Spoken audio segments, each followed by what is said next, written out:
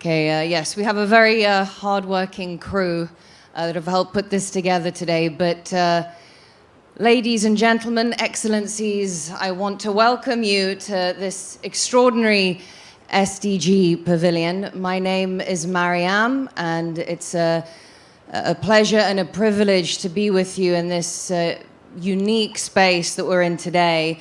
Of course, the purpose of this place is to give the many guests and visitors to the country right now perhaps an opportunity to learn a bit more about the Sustainable Development Goals and to figure out how they can contribute towards them.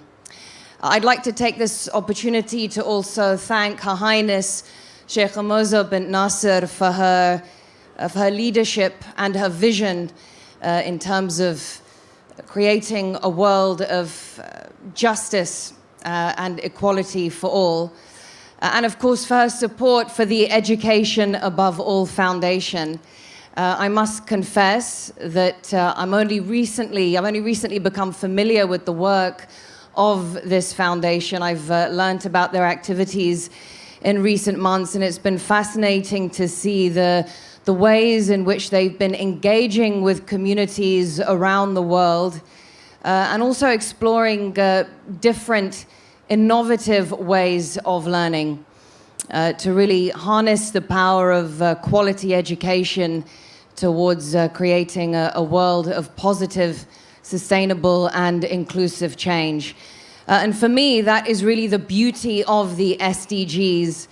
These are not goals that apply to countries in a particular part of the world, as is often the case in the traditional development agenda.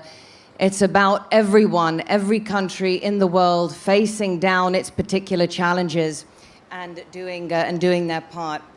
So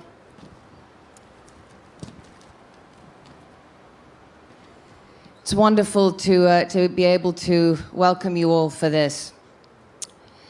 I just want to start also by welcoming our panel. We've got a fantastic panel, two panels coming up today actually, where we'll be exploring issues around education and sustainability.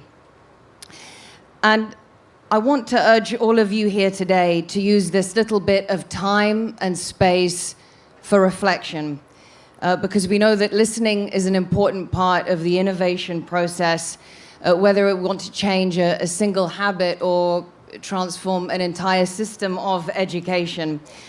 So in the next 40 minutes, perhaps less than that, let's challenge ourselves and ask ourselves what is important to us and those around us, both now and in the future, and what are we doing to make those important things happen. So I would now like to welcome our leaders to join me on stage. We have today His Excellency Mr. Macky Sall, President of the Republic of Senegal. We also have His Excellency Mr. Paul Kagame, President of the Republic of Rwanda.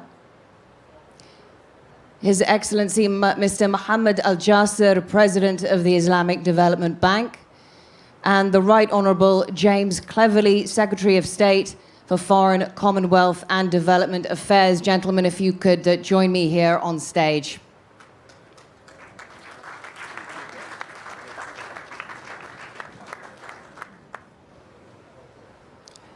Feel free to sit wherever you're most comfortable.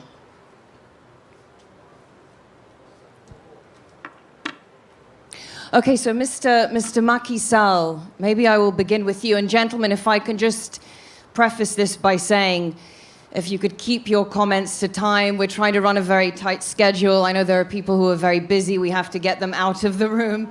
I know there's a lot of excitement and passion to share your thoughts. But yes, if you could please keep them to time. Mr. Macky Sall, let me begin with you, because you also serve as chairperson of the African Union.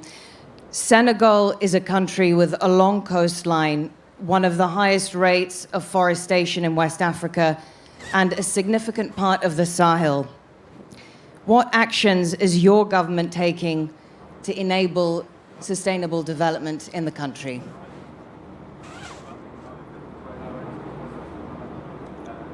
Thank you very much. First of all, I will ask maybe people to use this Headset. headset. It's a very useful I will headset. You just have to. speak in French. Yeah. Sorry for that. Je voudrais d'abord, maybe you need. Je I'm voudrais okay. d'abord remercier Son Altesse Cheikh Hamoza pour cette initiative et pour son action pour le développement durable et surtout son action pour l'éducation. Le Sénégal est un pays africain qui a une longue côte, 700 km de côte atlantique, mais qui est un pays sahélien en même temps, qui subit les effets du désert du Sahara, qui est en même temps une zone soudano-sahélienne, qui a aussi une partie forêt, une partie savane et presque une partie désertique. Donc il y a énormément de challenges pour l'environnement, le développement durable. Mais nous savons que l'atteinte des ODD, Objectifs de développement durable, n'est possible que si les États mettent un certain nombre de ressources pour justement lutter contre la faim, lutter contre la malnutrition, lutter pour l'éducation pour tous, l'éducation des enfants, des filles en particulier, et maintenir les filles à l'école. Il faut aussi donner un accès universel à l'eau potable, à l'électricité pour toutes les populations.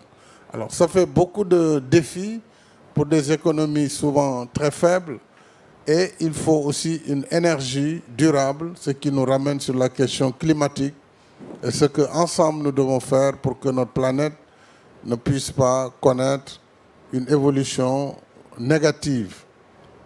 Alors, nous nous sommes engagés et nos États font des efforts. Nous avons lancé en Afrique l'idée de la grande muraille verte qui va du Sénégal à l'ouest jusqu'à Djibouti sur toute la traversée de l'Afrique. C'est transafricain. C'est un mur végétal fait d'arbres sur une largeur de 15 km et une longueur de plus de 6000 km. Nous avons des partenaires comme le Canada, le Royaume-Uni, à travers One Planet Summit, pour accompagner les pays sahéliens dans le reboisement, dans le développement durable, mais aussi dans la recherche d'activités génératrices de revenus pour les populations rurales le long de cette grande muraille verte. Bon, il y a beaucoup de choses à dire sur nos efforts nationaux, mais il faut que la communauté internationale travaille davantage pour que l'atteinte des objectifs de développement durable soit une réalité en 2030. Et pour cela, il faut continuer à accompagner les pays en développement. Je vais m'arrêter là pour ne pas être davantage plus long. Merci. Merci. Thank you very much. I want to move now to His Excellency Mr. Paul Kagame. You've been active in positioning Rwanda as a country that is committed to sustainability. And I know that you've pledged to work with the Education Above All Foundation to make Rwanda a zero OOSC country. Please explain what this means and why the strategy is important, not just for Rwanda, but for the rest of the world.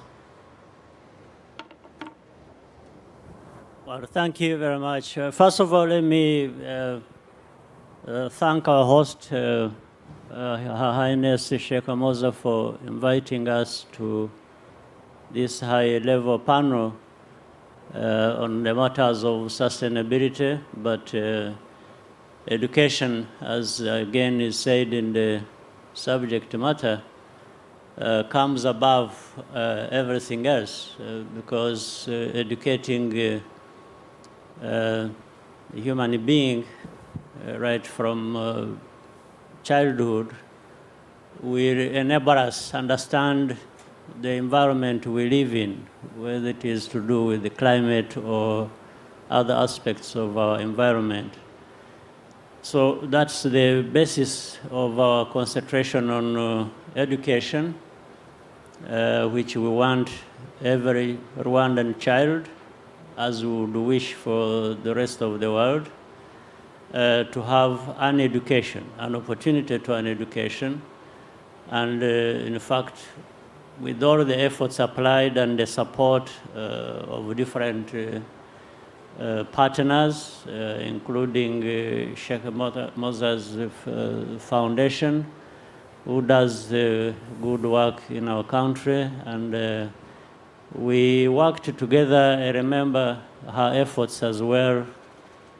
Before the SDGs, there was the MDGs, the Millennium Development Goals, which I happened to co-chair with the other leaders. And she was always the forefront on education. It was about education all the time. So not talking about it, but putting the money to work on seeing children educated in different parts of the world, and in Africa and in Rwanda. So in Rwanda, we have been able to have a very high primary school enrollment rate of 98%.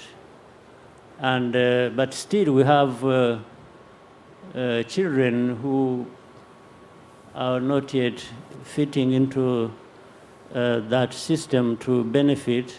We have about 120,000 who still don't have education, that we have to mobilize resources and make sure that we fill the gap where no child is left behind. So we've done that, and we've been thinking about sustainability in every investment we make in our country, in our people, and starting with education. That puts everything above. Thank you very much.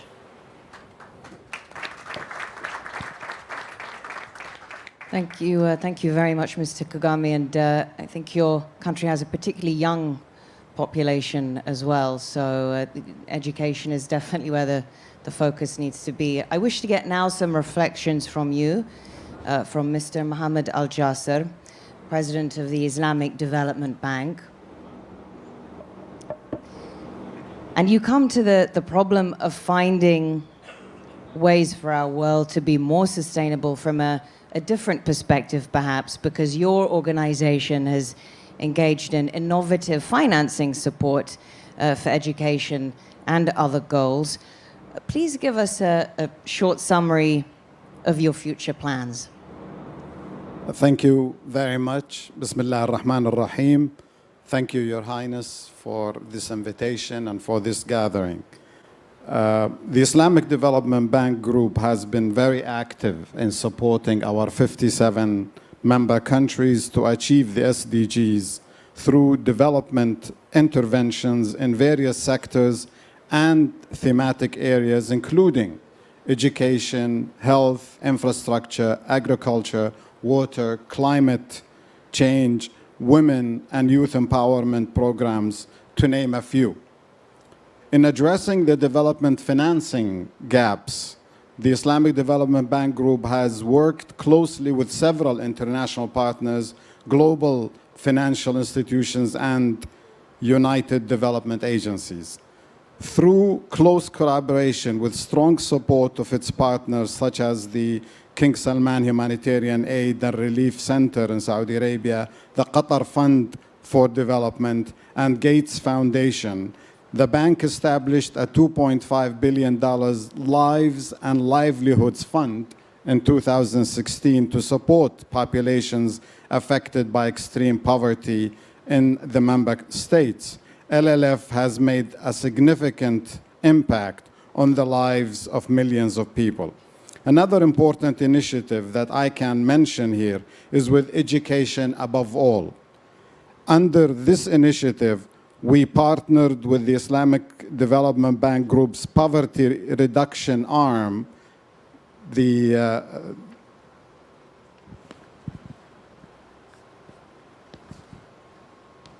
Islamic Solidarity Fund for Development, through out-of-school children program financed by Education Above All, the ISFD, and the Global Partnership for Education. In this regard, Education Above All is a strategic partner contributing $100 million to the program. This partnership aims to provide education access to around 1 million out-of-school children in the member states. The Islamic Development Bank Group and other partners, including the Global Partnership for Education, have introduced mechanisms to expand the use of innovative financing mechanisms such as the Arab Coordination Group Smart Education Financing for Education. The objective is to establish a $500 million facility comprised of $400 million in concessional loans mobilized by the Arab Coordination Group, blended with $100 million of GPE grants to finance education and get millions of children back to school. These interventions and innovative mechanisms are critically important for the times we live in. However, the pandemic has significantly changed the global development landscape and, in many cases, rolled back hard-won progress in achieving the SDGs. The development concerns are even more pronounced now for member states with less diversified and fragile economies. More recently, the Islamic Development Bank Group has approved an ambitious and comprehensive food security response program amounting to $10.5 billion to tackle the global challenges of food security. The program aims to support member states and, most importantly, scale up the group's efforts towards building resilience to food security shocks in the future, both in the short and medium term. A couple of weeks ago, at the COP27 in Egypt, the Arab Coordination Group announced a cumulative $24 billion financing by 2030 for climate action over the next 8 years. Of this amount, the Islamic Development Bank alone will contribute a minimum of $13 billion. The purpose of this contribution, which will be made between 2023 and 2030, is to assist in financing adaptation and mitigation. I think, finally, if you allow me, we are witnessing significant changes in the global economy, and the needs are rising, especially with what we have been witnessing in fragile states and some of the member countries of the Islamic Development Bank. Sports has a role to play, and I think it hasn't yet been fully utilized. I hope and I wish, if I can be brave enough, to suggest that Qatar and the World Cup this year associate itself with the SDGs by inviting these stars to adopt an SDG. There are 17 SDGs. If we have some of these stars adopt an SDG, maybe we will have something new happening and going on. So that's a suggestion I put on the table before Your Highness and the rest. I think that may be a first, and that may mobilize more resources, but also mobilize more attention and appreciation for the challenges we face in education, which I know is very close to your heart. Thank you very much. The great thing about an event like this is that while there is a very big event happening outside and all around us, it forces us to think beyond what is happening now and to try and use this sporting event to think a bit more about the SDGs and how we can work towards a future that is peaceful, inclusive for everyone. And so with that, let me come to you, Mr. James Cleverly. We know that food security and sustainable development are intrinsically linked. Population is projected to rise to over 9.5 billion people by the year 2050. That means that demand for food and agricultural output is increasing, and we need to be able to do that while reducing our global footprint and it not leading to more pollution, deforestation, water wastage, etc. How do you solve that dilemma? Do you see a sort of clash now between food security and sustainable development? Well, Thank you very much for asking me that point. And before I start, please may I also thank Her Highness for inviting us to speak and the work that you are doing in education. And Your Excellencies, ladies and gentlemen, I think to answer your specific question, we need to remember that back in 2015, every single country, without exception, subscribed to the Sustainable Development Goals with a target date of 2030. And SDG 2, Zero Hunger, was one of those commitments that the globe subscribed to. And we're now approaching the halfway mark. We've got about 8 years to go before that deadline date. And the simple truth, the sad truth, is that the situation has worsened since 2014. And at the moment, people are dying of starvation in greater numbers. And countries that are already enduring immeasurable burdens and difficulties and challenges are sliding from food insecurity into famine. Even before Russia's invasion of Ukraine in February, almost 1 billion people were going hungry, and over 3 billion were unable to afford a nutritious and healthy diet. And that's why the actions that were taken by Vladimir Putin in attacking one of the world's largest food-producing countries and for months blocking exports through the Black Sea was particularly reprehensible. Because this conflict, his war, has forced up food prices, has limited the availability of fertilizer, which will affect next year's crops, and thus threatening the lives and livelihoods of hundreds of millions, at least hundreds of millions, potentially billions of people around the world in the countries which are already going hungry and in the communities that are already suffering from food insecurity. So over 320 million people face food crisis today, and food insecurity reaching, food insecurity and famine affecting 50 million people.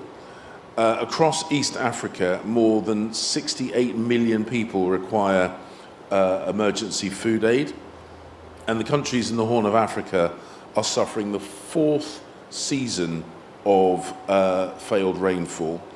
And that is providing a harrowing proof of the warnings that we have had on climate change.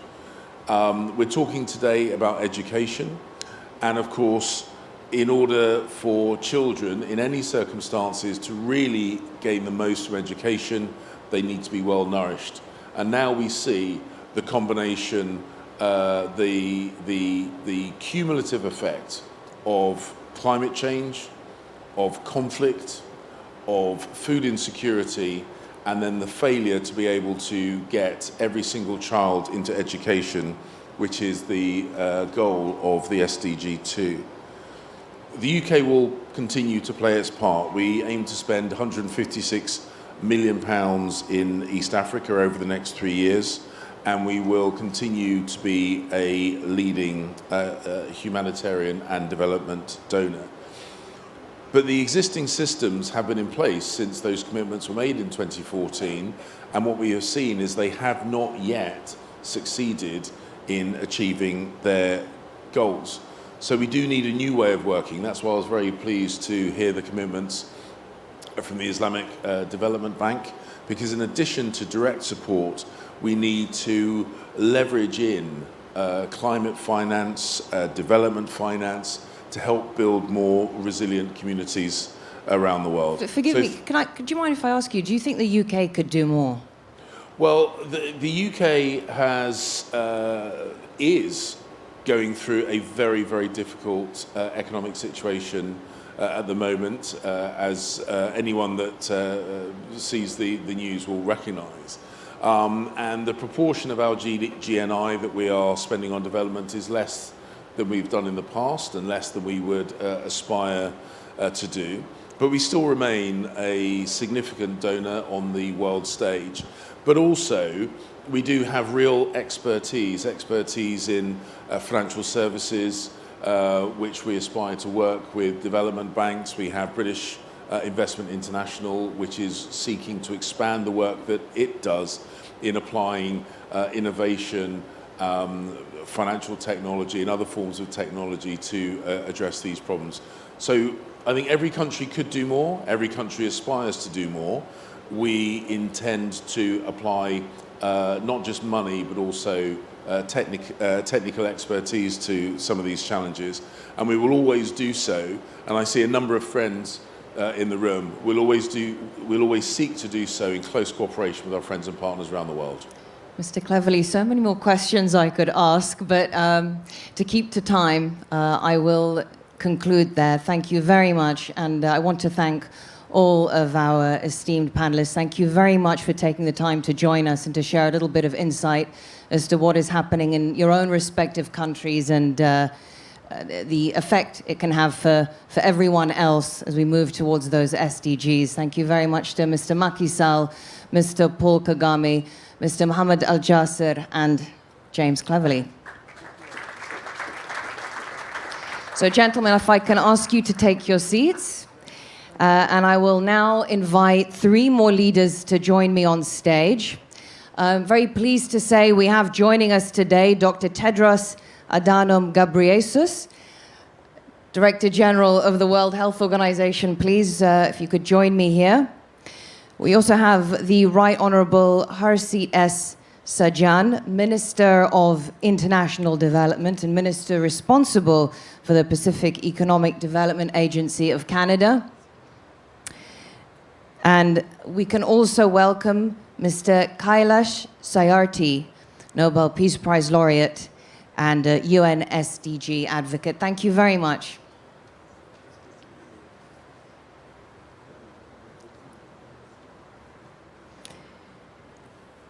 So, Mr. Sajjan, let me start with you because you are a youth advocate. Tell us more how young people can meaningfully engage to address sustainable development throughout their lives. Thank you, and I also want to acknowledge Her Highness for bringing us together and for the work that she is leading on for when it comes to education.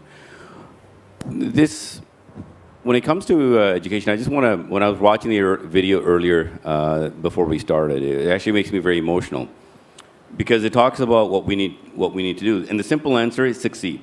And I'll explain and unpack that onto why. And it's an easy thing to say, just succeed.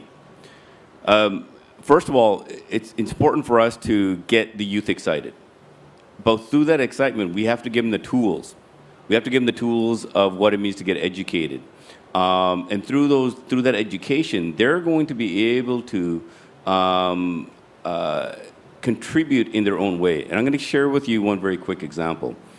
Because every time I watch those videos, I remember my story of my sister. We're from a very small village in India, and something that we were talking about earlier, and very rural village, didn't have a lot. And my sister, I remember her because I was too young, she used to go to school sitting underneath a tree.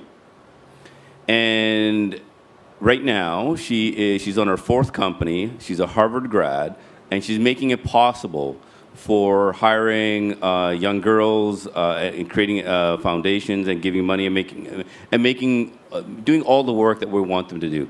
So the answer is to succeed, even though regardless of what situation that they might be in. It's important for all of us in this room to help create the conditions for them, because what we need to do is give them the opportunities to succeed.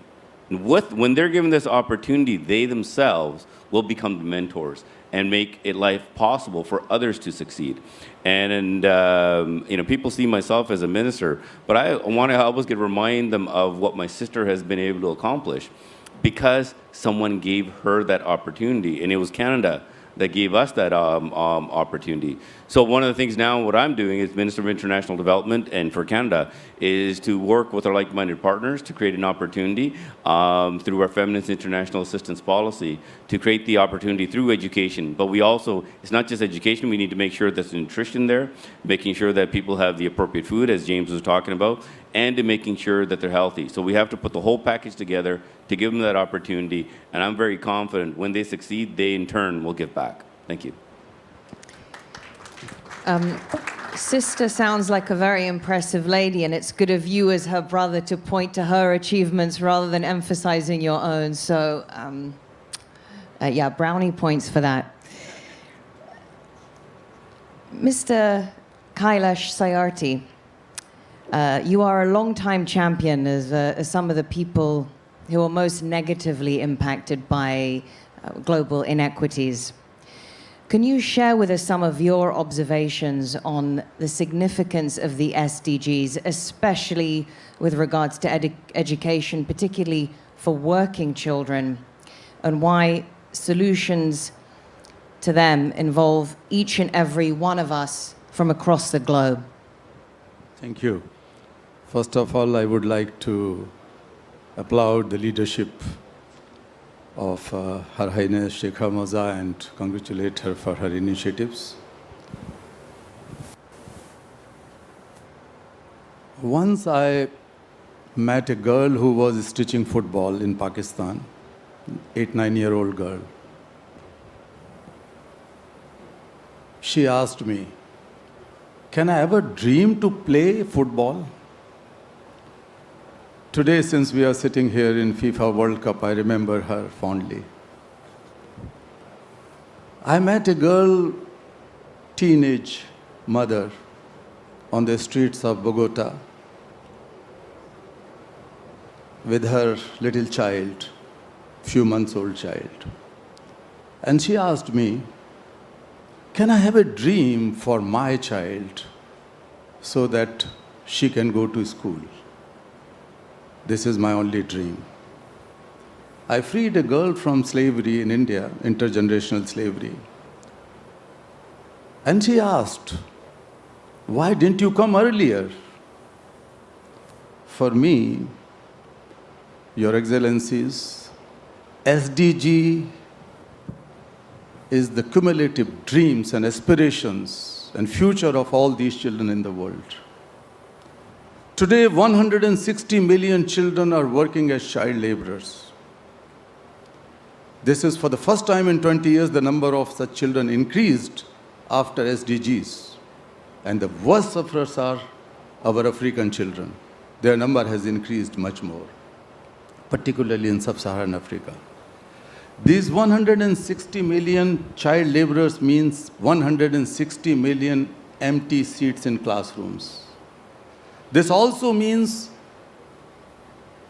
160 million jobs of adults taken or pushed on children, taken over by children. And these are 160 million missed climate actions. These are 160 million children who will have serious health impact in their life. It's a health issue. They are all interconnected. SDGs is our collective commitment. And this is the time, this is the place. We are the people assembled here in FIFA World Cup who can make it true. But as you asked, unfortunately, world has to learn how to walk together. It is necessary to talk together, but we have to learn how to walk together so that no one is left out, no one is left behind. But we have not learned this. I'll give you 2 examples quickly. During the pandemic, G7 countries, I have big respect for all of you, have earmarked $12 trillion, what we call the global action, global agenda of action for COVID-19. Out of these $12 trillion, only 0.13% have been given to all low-income countries, not even 0.5%. About a year ago, IMF has issued special drawing rights with a particular sentence for protecting developing countries. But who benefited out of it? And that's why I am emphasizing that we have to learn to walk together and we have to morally accountable and responsible for each other. And that is very much needed. And that will bring the genuine political will which is needed in the world. Today when I am sitting here, I am afraid to say that 10,000 African children, my children, your children, would be pushed into child labor because of these situations of inequalities. And therefore, we have also seen that in sub-Saharan Africa, during the pandemic, but before the pandemic, after the SDGs, the economic growth of individuals have decreased, whereas it was increasing in the rest of the world. And this is the disparity we have to address collectively as a shared humanity. I would propose three things quickly. One is that only $23 billion, we have a group called Laureates and Leaders for Children, and my brother and friend, His Excellency Tedros, has joined in this group. So we have come out with a report, and it says that $53 billion additional money can ensure protection. That means education, health care, and protection for every child. And all new mothers in all low-income countries, on all low-income countries together. And $53 billion is just less than 10 days of global military expenditure. So we have to set our priorities with a sense of urgency.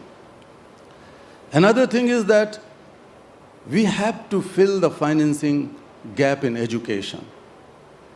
And that is the reason I have so much respect, and I had an opportunity and fortune to have worked with Her Highness on education campaigns in the past, that education is the key, needless to say again and again. It liberates humanity, it liberates humankind personally.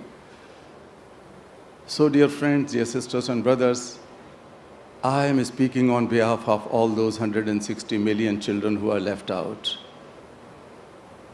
Whose children are they? I again say, they are your children. They are my children. They are our children. There was a heavy fire broken out in jungle. Everybody was running for a safer place, including King Lion. And Lion noticed that there was a tiny hummingbird flying straight towards the flames. And he shouted, "What are you doing? Committing suicide?" She replied, "Sir, no. I am going to extinguish this fire because I was born and grew up in this jungle. I can't leave." "How come?" he again asked. And she answered, "Sir, look at my beak. I am carrying a drop of water. I am carrying a drop of water. I am doing my bit. I am doing my bit," she said, and rest is the history. All of us have that hummingbird inside us. And I know that you are the champions who are sitting here, who have joined this event. We have that capacity, we have those resources, we have that technology, we know the problems, and we also know the solutions, what works. Why can't we multiply those solutions to achieve all the goals? And we can add 17 more goals scoring in rest of the goals which our players will score during this great event. Thank you so much. Thank you. Thank you very much. And Dr. Tedros, I wanted to come to you last to give you a chance to kind of digest everything we've heard in the past 40 minutes or so, because you have been in a very unique position as a journalist. I've been following your work very closely in the past few years. You've been at the forefront of one of the biggest challenges in modern history, and one that really exposed global inequalities in terms of vaccine distribution. I know you spoke passionately about that, but also in terms of subsequent consequences. We see how the pandemic has increased existing economic imbalances, and also we've seen it affect the field of education, with many children dropping out of education or being forced into labor or early marriage. And now comes the challenge of being able to reach those children. So let me ask you, health is your expertise, along with education, a critical part of the SDGs. What actions need to be taken to improve connections between health and everything else?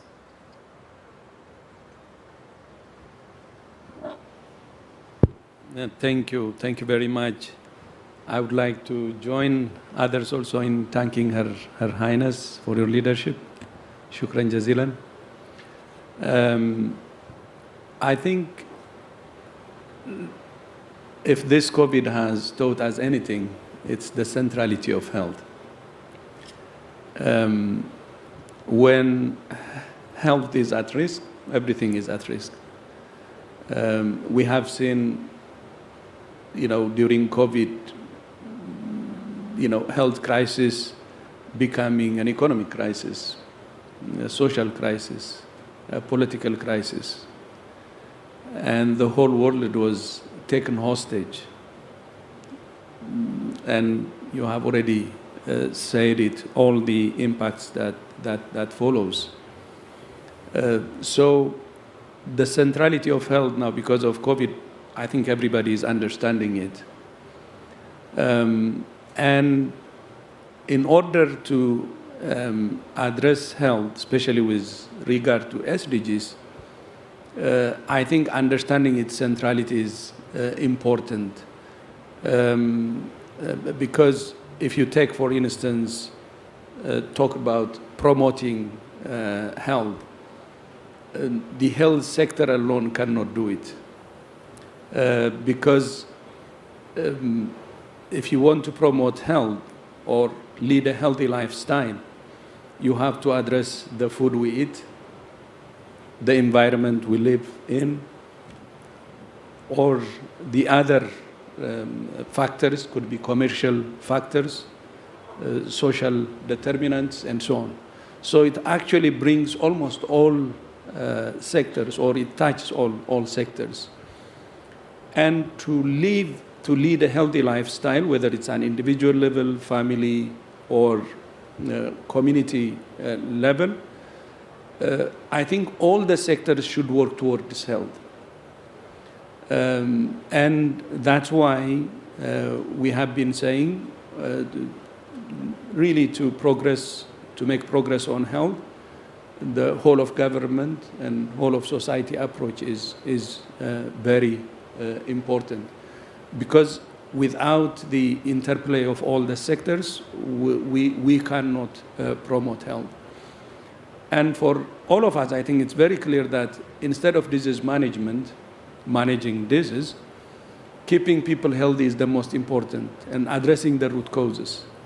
If we're going to address the root causes, that's why I said all that is actually distributed almost all over the sectors, and addressing the root causes in each sector will help us. If we take, for instance, education, Her Highness is very committed to this. Investing in education, if you take, for instance, in family planning, is a strategic investment, actually. Instead of convincing families to take contraceptives, if you invest in education, it's actually the education itself, which is a strategic contraception. Because when people are more educated, not only they understand family planning and what its benefits are, but they can also have the means to do it, because they have the, the economic and other standing with education that can help them to do it. And you can link it with the industry, with the Ministry of Industry, or with other sectors, with what progress we make in industry, the progress we make in environment, in climate change. These belong to other sectors. So that's why we say it's central. And in SDGs, the progress is slow, but with the progress that's made in the other sectors, I think the progress in health will also improve. So that's why for this to happen, I think a strong political commitment is important, because the whole of government, whole of society approach will need the attention of the top political leader to implement the whole of government and whole of society approach. So I believe health is in a better situation now because of COVID, a blessing in disguise. Of course, having COVID was not a good thing, but on the other hand, if we learned our lessons, I think it's an important lesson to focus and invest on health and to take health as an investment and not a cost. Thank you. Some lessons to be learned in hardship. Thank you very much. Thank you. I think the issues and the challenges around the SDGs are honestly vast and interlinked, and it seems as though knowledge and information sharing isn't enough. What really comes across from these discussions today is that for there to be behavioral change and action, there also has to be creativity, adaptability, and problem solving. And maybe it starts in a classroom, but also with discussions like this, where we can bring together those in the field of science, technology, finance, politics, humanitarian issues, and of course, health. Thank you very much. I do appreciate it. Just a couple of quick things to say is that there's a hashtag for today, a hashtag scoring for the goals. So please do join the campaign. It's on social media. And also outside, there is some beautiful artwork to reflect the significance of the UN SDG. So please do check it out. Thank you very much.